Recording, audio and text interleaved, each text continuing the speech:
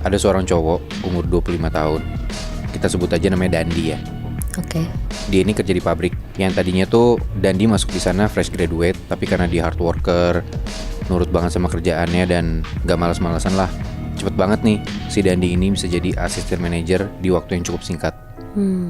Nah di tahun 2012, di saat Dandi udah jadi assistant manager itu, dia tuh punya calon istri. Kita sebut aja namanya Ajeng ya. Dan mereka berdua tuh sebenarnya emang orang Jawa Totok. Tapi bedanya orang tua mereka berdua tuh udah di Jakarta, tapi keluarga Dandi tuh nggak terlalu kuat Jawanya. Sedangkan keluarganya Ajeng Jawanya tuh kental banget. Salah satunya masih percaya sama kalender Jawa kalau mau ngadain acara. Nah karena mau nikah, Ajeng tuh dulu disuruh sama mbahnya dia atau neneknya dia, itu kalau mau nikah harus di tempat daerah asalnya dia, daerah tempat asalnya Ajeng. Kalau nggak salah di Sragen, tapi yang pasti Jawa Tengah lah. Oke. Dan menurut perhitungan tanggal, nikahnya ini mereka di hari Sabtu setelah dihitung-hitung gitu ya sama keluarganya Ajeng. Nah si Dandi ini pun setelah ditanya lahirnya tuh di hari Selasa Kliwon, dan keluarganya Ajeng tuh setelah ngitung itu ya udahlah mereka sepakat kalau Ajeng dan Dandi ini nikahnya di hari Sabtu.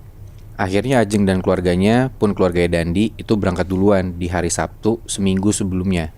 Jadi misalkan ya Sabtu minggu depan, Sabtu di hari itu tuh keluarganya Ajeng sama keluarganya Dandi itu udah berangkat duluan ke kampungnya Ajeng di Sragen itu.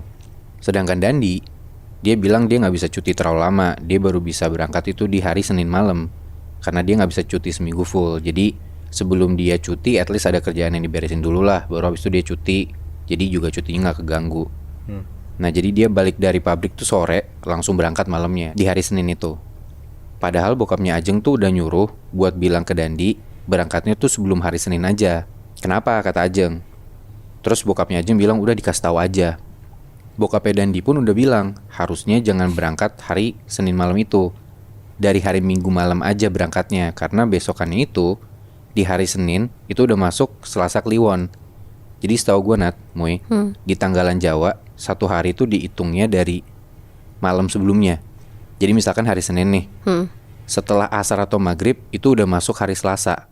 Oh iya. Makanya mungkin orang-orang ngomongnya kayak kalau misalkan Kamis malam Jumat gitu ya. Nah ini tuh Senin malam Selasa, tapi malam Selasa itu udah masuk ke hari Selasa, gitu loh. Nah dan di hari Selasa itu udah Selasa Kliwon, kata bokapnya Dandi. Dan Dandi katanya gak boleh buat berangkat di hari Selasa malam Kliwon itu karena bahaya, kata bokapnya. Tapi ya balik lagi, karena Dandi bilang gak bisa cuti terlalu panjang, dia bisanya tuh berangkat di hari Senin malam itu, malam Selasa itulah sama kan. Dan dia bilang udah gak apa-apa pak, aman aja kok, aku bawa temen. Nah Dandi ini berangkat sama sahabatnya Nat, Moy, kita sebut aja namanya Raka ya. Raka ini emang kerjanya fleksibel, jadi dia bakal tidur seharian gitu sebelum berangkat. Dan dia setirin temennya inilah ke Jawa Tengah naik mobil biar fresh gitu. Sedangkan ya Dandi bisa tidur setelah dia kerja gitu kan.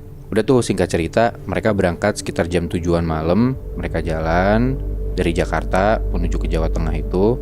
Baru sampai sekitar tol Jawa Barat Nat, Moy, Dandi yang tadinya tidur itu tiba-tiba kebangun. Gara-gara Raka tuh banting setir kayak kaget gitu loh. Dandi kebangun, dia nanya, kenapa Rak? Pas dilihat ke Raka, matanya Raka ini merah banget.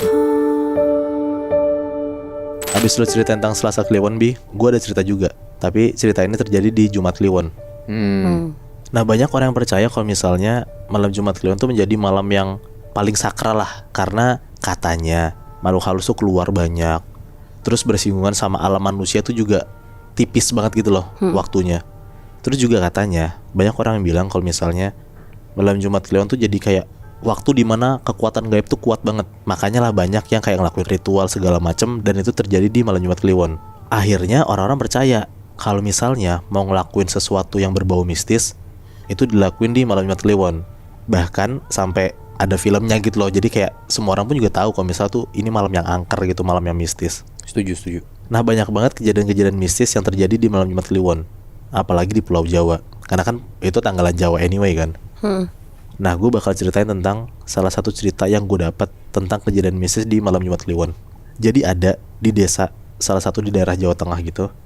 Daerahnya tuh ya gue gak bisa sebutin apa ya, kayak ada warung makan gitu Bi. Nah kita nyebutnya kayak warteg lah biasanya. Kanan kirinya ini lahan kosong. Nah, si warteg ini tuh berdiri di jalanan yang rada gak gitu gede gitu, tapi sering dilewatin orang.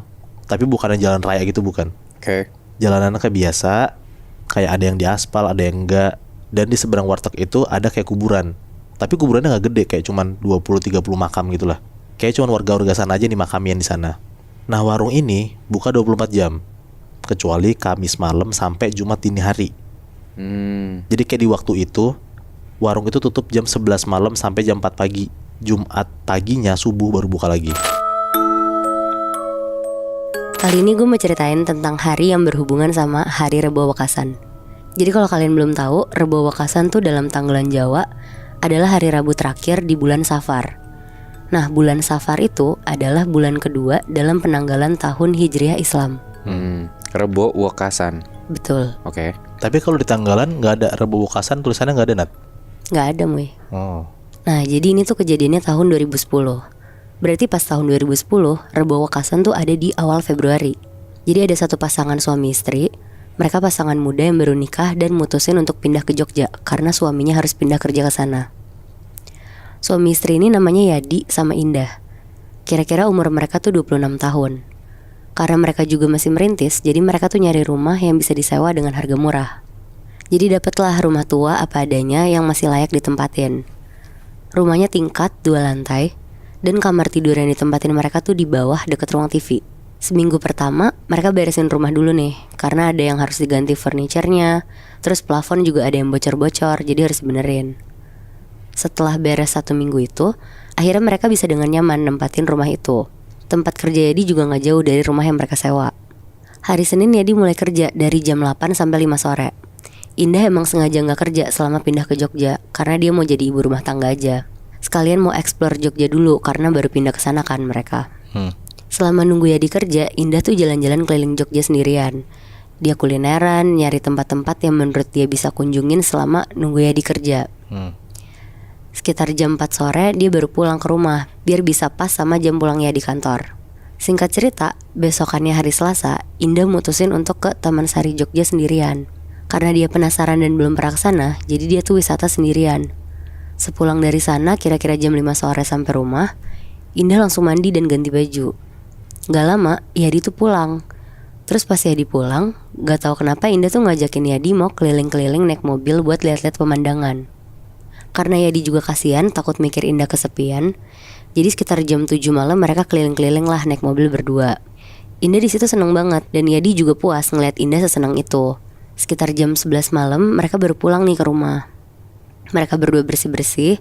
Dan gak lama Yadi ngajakin Indah untuk berhubungan suami istri sebelum mereka tidur. Akhirnya berhubungan lah mereka berdua. Pas udah sama-sama mau tidur, Indah tuh ngerasa kalau ada suara dari lantai 2, kayak suara gaduh gitu Moebi.